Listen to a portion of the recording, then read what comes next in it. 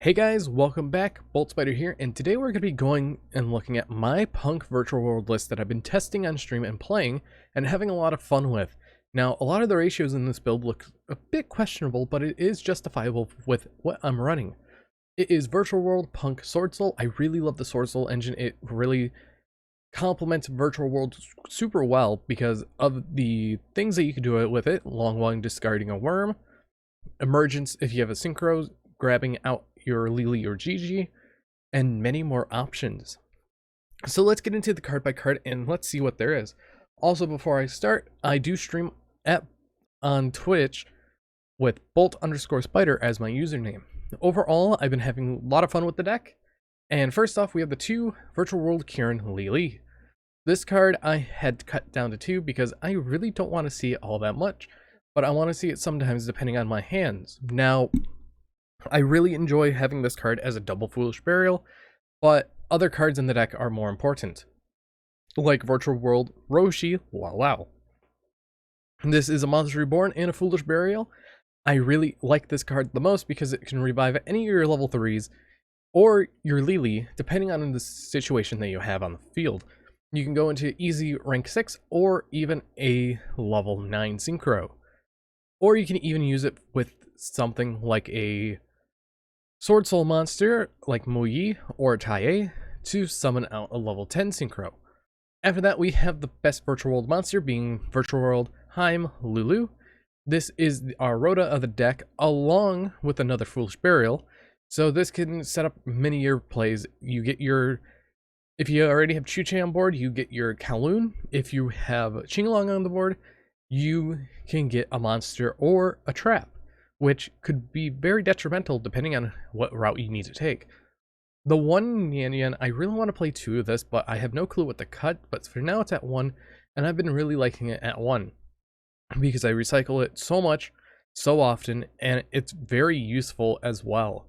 Then we have the double Gigi. Gigi is great because it's a Foolish Burial, and it returns something. It's Monster Incarnation at the end phase. It is a trigger that you don't want to miss at the end phase because it gets you something like your Lulu back. Next, we have Virtual City Kowloon, as this places your gates on the board. I only run 2. I should be running 3, but I am very comfy with 2.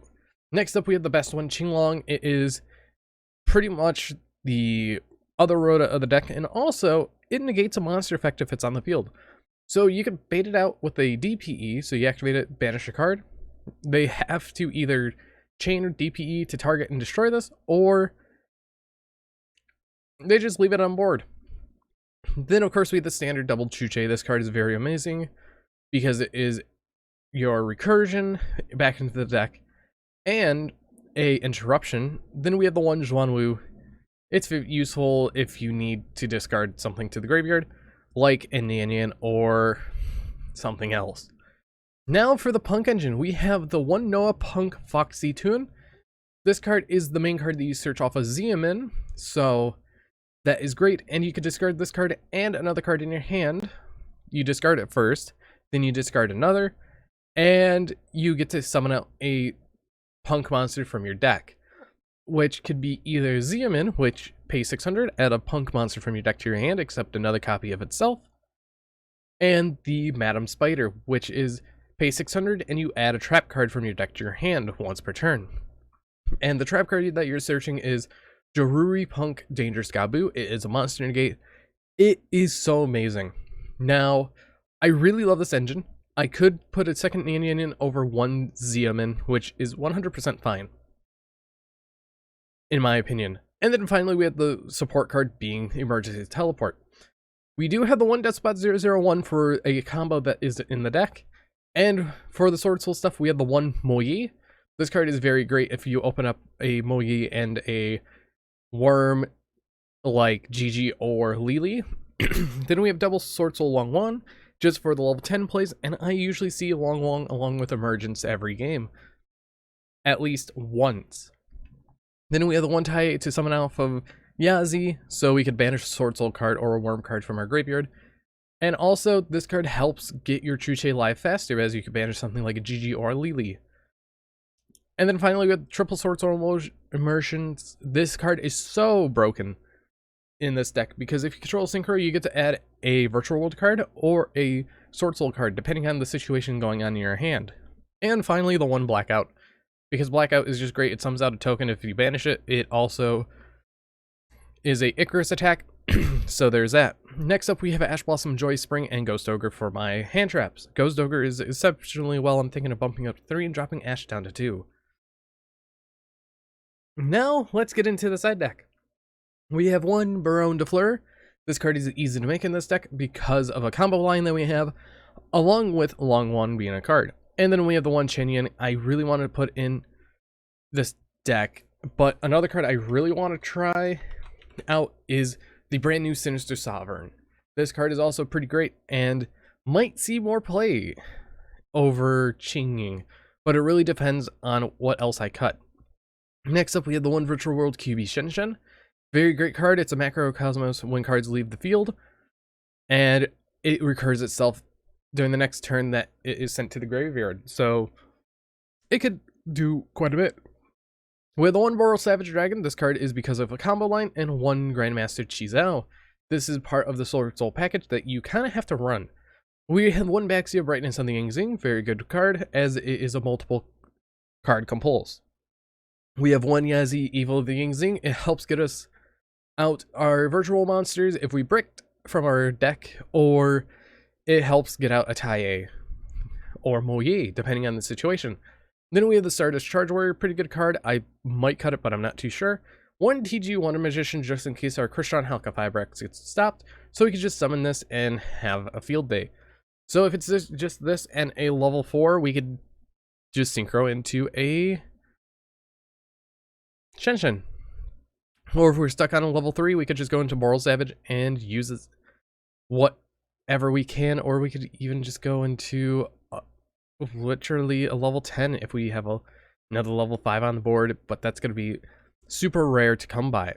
We have Cupid Pitch. This card is absolutely broken, as your main search targets you have are Lulu, and you also have, I think and your Lily. Those are 2 of the search targets, along with both of your punk monsters here. So you do have search targets for it, and it's kind of funny too. Constellar M7, very helpful. It has won me a few games here because I get to return stuff to the opponent's hand if it's causing a problem, like a Destroyer Phoenix Enforcer if it's in the graveyard. Virtual World Fan is absolutely broken. It banishes a card on the field and in graveyard. I might be caught swapping the Constellar M7 for a Zeus soon, or swapping the Break Sword out for a Zeus, but we'll see on how that is. Break Sword is another good card. I rarely make rank 3s anymore because of the combo lines, but it's still there. We're abusing Auroradon. This card is utterly broken, and I hope it gets banned on the next ban list. And then we have a Christian Halka Fibrax, because it tutors out our 001. So there's that. But let's do a test hand, and of course we need to be online for this. And I want to show you guys the power that this deck has. So let's do a test hand, and let's see our opening hand, and it is kind of full combo as we open up Taie, Emergence, and Kowloon. So we're going to do the Kowloon, get our Chuche out on the board. After that, we're going to activate the Emergence because we need a Sword Soul card in the graveyard, so we're going to get Long Long. Normal Summon Taie. I'd rather get the Taie going because the reason it gets it to our Chizao. So we're not going to use that effect, and we're going to go up into our Chizao, which is very, very useful. We get the effects of Taie, which this is sent to the graveyard. You could send one Sorcerer card or Worm monster from your deck to the graveyard. So we're going to do Chizao first, then our Taie, and the card that we're going to be sending to the graveyard is going to be something like a GG for later. Chizao is going to use its effect, and we're going to grab a Emergence, and we're going to add it to our hand. Now, this is where it's kind of sad because it's just Sword Soul board, and people are like, oh, you're just playing a Sword Soul, right? So this is just one of the routes that you could do if your hand is just all Sword Soul, and it's just the normal hand. And then let's do another test hand, and we have one of the better opening hands because we actually have full combo. So what we're going to do, draw phase, we're going to activate Xiamen, or you could do it standby phase. And this is more of an E-Telly out as well. So we're going to grab the Foxy Tune off of the Xiamen. Then we're going to activate the effect of Foxy Tune. This is where the Qinglong in hand comes in so much handy because you could just discard it for free and get extra materials to hand, or we could discard the Chuche, but I'd rather discard the Qinglong.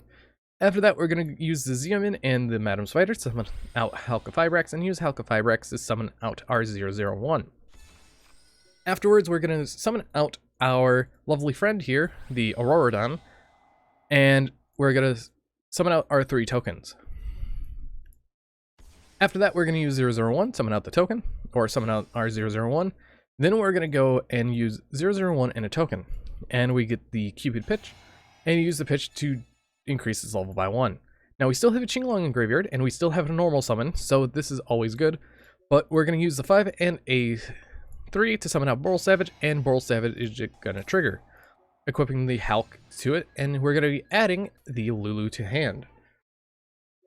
So far, everything's fine. We're going to activate the effect of Qinglong, and then we're going to be grabbing, I would say, at this point that we have, I'm going to be adding the Nyan. And the card that we're going to be discarding is Chuche. So we're going to normal summon out the Nyan. Very, very simple.